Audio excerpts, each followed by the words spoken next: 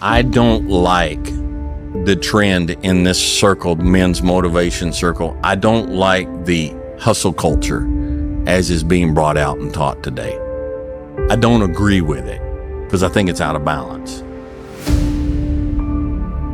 I think young men need to know that, hey, it's okay for you to sit down and to chill and to think. Because I guarantee if you're in the weight room pumping out all these reps and running on the machine, and then you're going into the cubicle and you flip open a computer and you're not thinking, you're learning, you're taking in, but you're not meditating on stuff and you're not thinking. But that can be taken so far that young men are made to feel guilty for just sitting down and thinking and relaxing. And I understand that there was a tendency in this country.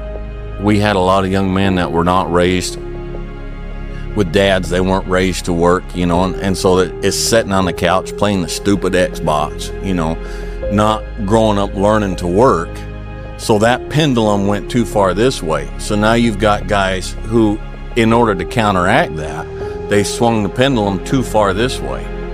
And a balanced man needs to be somewhere in the middle. He needs to be able to work, to do what needs to be done, to improve himself. And he also needs to sit around by the fire in the backyard and read some Kipling and just stay balanced. So you've got to be realistically humble. You got to be ambitious enough in your goals so that you're pursuing something that you regard as truly meaningful and worthwhile. So you want your goals to be of sufficient nobility so that you can live with yourself properly if you're pursuing them, but you want them to be small enough so that you have a reasonable probability of implementing them. It sounds ludicrous in my ears, but my business endeavors today, this is the core of what drives me. Okay, there is no business out there that I can take on. There is no monetary endeavor that I can take on that is worth the gamble of me losing me. Which has never been an issue with me before. I've never been afraid of failure before. But now I've got something I don't want to lose. And that's myself that I actually like. A me that I actually like. It took me years of a lot of grief and pain and work to get to be who I am today in spite of who I was.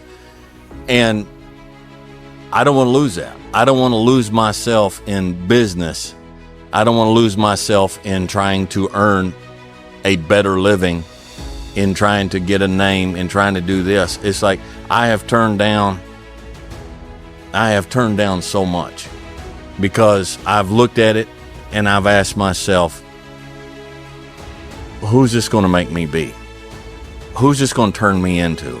Even a little bit. And it's like, it's just not worth it. It's not worth it.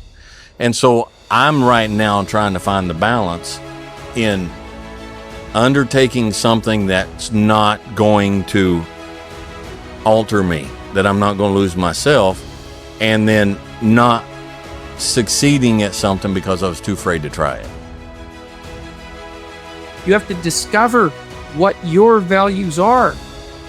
It's part of the reason why I think that you need to tell the truth, because you're forced to negotiate with yourself to operate properly in the world. And if you've warped yourself, let's say, or some elements of yourself by engaging in self-deception and lies, and you're not now, because of that, you're not who you could be, and you don't live in the world as you should live in it, then when you discuss with yourself what your value should be, it will be as if you're discussing it with someone that you can't trust. I like me. I would buy me a drink. I look at me now and I see all the warts. Okay, I see all the negatives more than anybody else does. I see the positives. And over the whole balance of stuff, I like me. And I can give myself the same grace. If you and I were friends, I can give myself the same grace I can give you. Because I like me. I like me in spite of my understanding and the reality of my weaknesses and my warts and my scars and everything. But, all in all, I'm a pretty good dude. And, man, you got to get to that point.